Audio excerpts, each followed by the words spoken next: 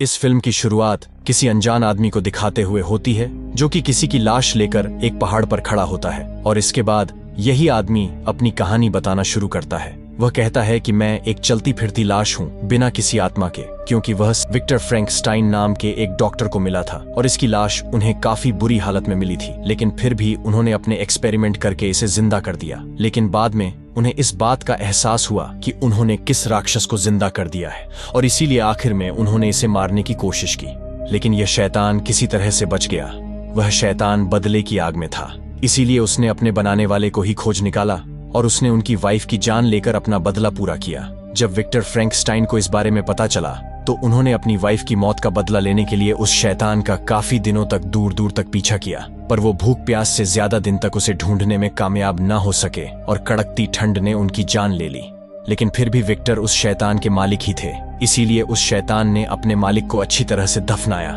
उस शैतान ने उन्हें उनकी वाइफ के पास ही दफनाया, लेकिन जब शैतान को लगने लगा कि यही अंत है तो अब यहीं से उसकी एक नई जिंदगी शुरू होती है, क्योंकि एक राक्षसों का बड़ा झुंड उस पर हमला करने लगता है, क्योंकि कोई ऐसी वजह है जिस वजह से वह राक्षस उसे अपने राजा नावेरिया के पास ले जाना चाहते हैं। वो राक्षस उस शैतान यानी कि एडम पर भारी पड़ने लगते हैं, लेकिन जैसे ही एडम एक खास तरह के ट्राइडेंट से उस शैतान को मार गिराता है तो उस राक्षस के जमीन में समाते ही एक अजीब से पत्थर के जानवर में जान आ जाती है और उसी की तरह कई और जानवर जिंदा हो जाते हैं। वो उन राक्षसों को जाकर मार देते हैं जो कि एडम पर अटैक कर रहे होते हैं और इसके बाद वो अपने इंसानी रूप में आकर फ्रैंकस्टाइन को उठाकर अपनी रानी लियोनोर और गिडिया के पास लेकर आते हैं। यहाँ पर हमें आगे बताया जाता है कि यह जो राक्षस हैं यह कारगोइल हैं, जिन्हें पृथ्वी पर बाकी बुरे राक्षसों से लड़ने और मानवता की रक्षा करने के लिए आर्चएंजल माइकल ने बनाया था। सुपर नेचुरल पावर वाली रानी लियोनोर एडम के मन को पढ़ने के बाद वह समझ जाती है कि शैतान को कैसे जन्म दिया गया, इसीलिए वो इसे एडम का नाम देती है और अब वो एडम को इनकी बुरे राक्षसों के खिलाफ हो रही जंग के बारे में बताती है कि स्वर्ग में माइकल बनाम सैटर्न के युद्ध हारने के बाद सैटर्न ने अपना बदला लेने के लिए हजारों की तादाद में राक्षसों को पृथ्वी पर भेज दिया,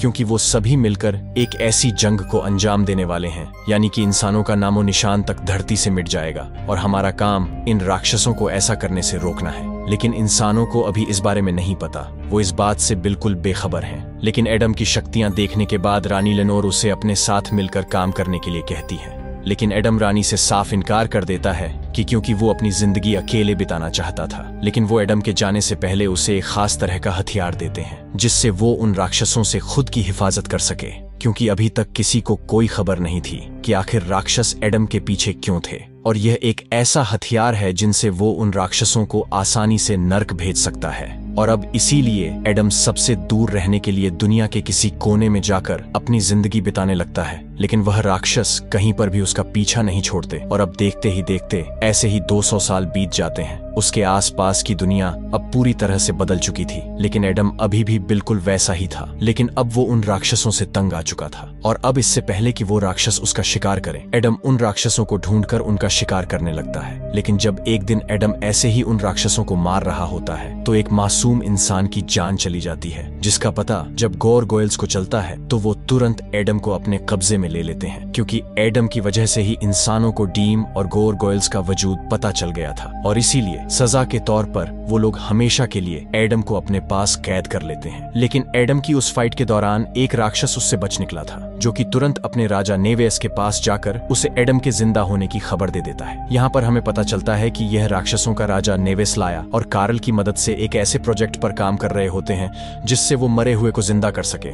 यानी कि एकदम फ्रैंकस्टाइन की तरह। जब उन्हें पता चलता है कि फ्रैंकस्टाइन का वो मनस्टर एडम अभी भी जिंदा है तो वो अपने सबसे काबिल राक्षसों को गोरगोइल के कैथड पर हमला करके एडम को अपने पास तक लाने का ऑर्डर देते हैं, ताकि वो एडम से किसी भी मरे हुए को जिंदा करने का रहस्य पता कर सके। अब हजारों की तादाद में राक्षसों की सेना देखकर गोरगोइल्स को समझ आ जाता है कि वो एडम को लेने के लिए ही यहाँ पर आ रहे हैं और देखते ही देखते गोरगोइल्स और डीवन के बीच एक महायुद्ध शुरू हो जाता है। यह लड़ाई काफी सुपर नेचुरल और भयंकर थी, जहाँ एक तरफ गोरगोइल्स बहुत सारे राक्षसों को नर्क भेजने में कामयाब हो जाते हैं तो वहीं कई डीवन भी गोरगोइल्स को मारकर उन्हें स्वर्ग भेजकर उन्हें वहां पर कैद कर देते हैं। लेकिन हजारों राक्षसों की सेना के सामने गोरगोइल्स कमजोर पड़ने लगते हैं और अब अपनी आंखों के सामने गोरगोइल्स को मरता दे गोरगोइल एडम को आजाद कर देते हैं और अब एडम भी उनकी तरफ से उन राक्षसों का शिकार करने लगता है। लेकिन इन राक्षसों का जो मेन लीडर था, जिसका नाम जुरियल था,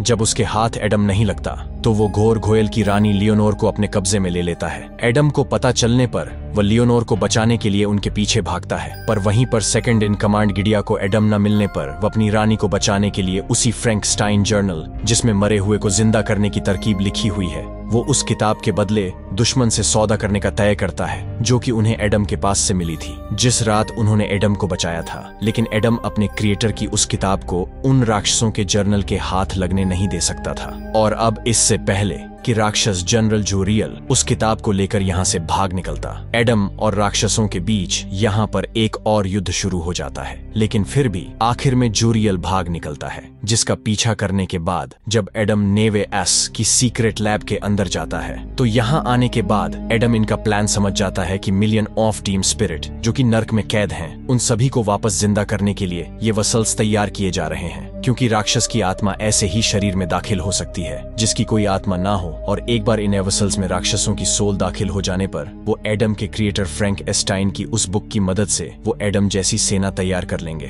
जोरियल ने वो बुक अपने कमांडर को दे दी होती है, जो कि वो कमांडर उस बुक को उन साइंटिस्ट को दे देते हैं ताकि उस बुक को समझकर इनके मकसद में इन्हें कामयाबी दिला सके, क्योंकि यह वैज्ञानिक बिल्कुल बेखबर हैं कि ये जिसके लिए काम कर रहे हैं वह इंसान की शक्ल में छुपा हुआ एक राक्षस है। लेकिन इससे पहले कि साइंटिस्ट उस बुक को ट्रांसलेट करके अपने काम में लगते, एडम इस लैब में घुस आता है। वो उस किताब को इन साइंटिस्ट से छीनकर यहाँ से भाग जाता है, लेकिन वो बुक एडम को भी समझ नहीं आती, वो भी इसका मतलब नहीं निकाल पाता और इसका मतलब निकालने के लिए एडम को उसी साइंटिस्ट की जरूरत पड़ेगी। इसीलिए वो दिन छिपने पर टेरा का पीछा करता है और वो उससे मिलकर उससे उस बुक को समझने में उसकी हेल्प मांगता है। और इससे पहले कि टेरा गोयल्स और डीम की कहानी पर यकीन करती, जोरियल एडम पर हमला कर देता है। लेकिन एडम काफी होशियार होता है, वो इस बार जोरियल को मारकर उसे नर्क भेजने में कामयाब हो जाता है। और अब टेरा को भी एडम की बातों पर यकीन आ गया था, इसीलिए वो उस बुक को उसके लिए ट्रांसलेट करने लगती है। वो एडम को इस बुक को अच्छे से समझा देती है, जिसके बाद एडम तुरंत गोरगेल्स के पास जाकर उन्हें आगाह करता है और साथ ही उन्हें वो बुक भी लौटाने का वादा करता है, इस शर्त के साथ कि वो उसे और टेरा को कहीं पर सेफ रखेंगे। इसीलिए लियोनोर एडम से टेरा को कैथेड्रल लाने के लिए कहती है, ताकि वो इन्हें एक ऐसी जगह पर पनद जहां तक वो राक्षस पहुंच ही न सके।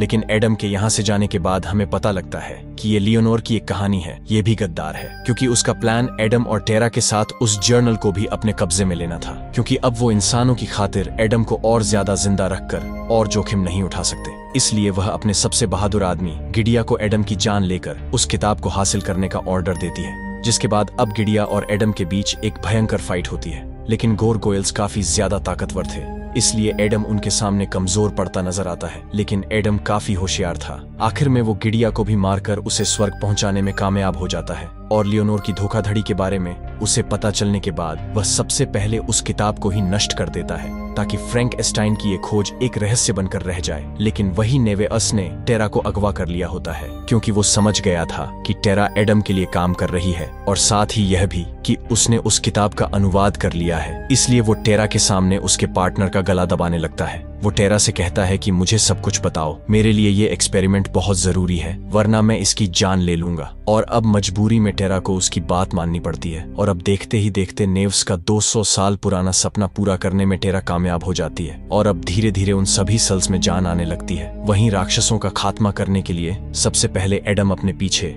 उन गोरगोयल्स को लगाकर नेवेयास के लैब के पास आता है, जिससे लियोनोर को समझ आ जाता है कि यहीं पर नेवेस्लाया एम उन्हें यहाँ पर अपने पीछे लगाकर लाया है। नेवेस्लाया ने उन्हें चारों तरफ से घेर लिया है, और अब सबसे पहले वो खतरनाक राक्षस की जान लेने के बाद अब अच्छाई और बुराई के बीच एक खतरनाक युद्ध शुरू हो जाता है। अब एक तरफ एडम टेरा को नेवे से बचाने के लिए आगे बढ़ता है, तो वहीं दूसरी तरफ लियोनोर नेवेस्लाया बढ़ती है। वो यहाँ पर नेवेयस की 1.5 सेना को देखकर एकदम हैरान हो जाती है, क्योंकि लाखों की तादाद में वो मरी हुई सेना नर्क के रास्ते से हजारों मरे हुए डीम सन्स की सोल उन्हें पजेस करने लगती है। गोरगोयल्स को भी समझ आ जाता है कि यह पजेशन पूरा होने से पहले उन्हें इन्हें रोकना होगा, इसलिए सभी गोरगोयल्स मिलकर एक एक करके उन सभी को नष्ट करने लगते हैं, जिनमें से कि कई सारों में तो जान भी आ चुकी होती है, लेकिन समय से पहले ये उन्हें खत्म करते चले जाते हैं। वहीं दूसरी तरफ एडम और नवेरियास में एक खतरनाक लड़ाई शुरू हो जाती है। यहाँ पर एडम उन राक्षसों के राजा के सामने टिक नहीं पा रहा होता है, इसलिए वो डिमन राजा एडम के शरीर में ही राक्षस की सोल को पजेस करने के लिए उस पर मंत्र पढ़ने लगते हैं, जिस वजह से एडम अब धीरे धीरे खूंखार राक्षस में तब्दील होने लगता है। लेकिन नवेरियस आखिर में भी अपने मकसद में कामयाब नहीं हो पाता, क्योंकि एडम ने अपनी आत्मा डेवलप कर ली होती है, जिस वजह से राक्षस का सोल उसे पजेस नहीं कर पाता, क्योंकि राक्षस सिर्फ बिना सोल के शरीर को ही पजेस कर सकते थे। और अब एडम को जब मौका मिलता है तो मौका मिलने पर वो डीम के राजा को भी मार देता है और उसे भी नर्क भेज देता है। और ऐसा होते ही नेवेस्लाया अस के मरने के बाद उनके राक्षसों की सेना भी वापस नर्क में खींच ली जाती है। नेवेस्लाया को फाड़कर उसके अंदर समाने लगती है, जिसमें कि एडम और टेरा की भी गिरकर जान जाने ही वाली होती है कि तभी सही समय पर लियोनोर आकर उन्हें निकाल लेती है। आखिर में लियोनोर एडम को गिरिन की जान लेने के लिए भी माफ कर देती है। आखिर में एडम टेरा से भी विदाई लेता है और साथ ही यह कसम खाता है कि वह आगे भी इंसानियत को बचाने के लिए इन राक्षसों से अपनी जंग जारी रखेगा। और फिल्म के आखिर में वह खुद को एक नाम देता है, फ्रैंकेस्टाइन, और यहीं पर यह फिल्म खत्म हो जाती है। तो दोस्तों, अगर यह वीडियो पसंद आई हो तो वीडियो को लाइक और कमेंट करके जरूर बताएं।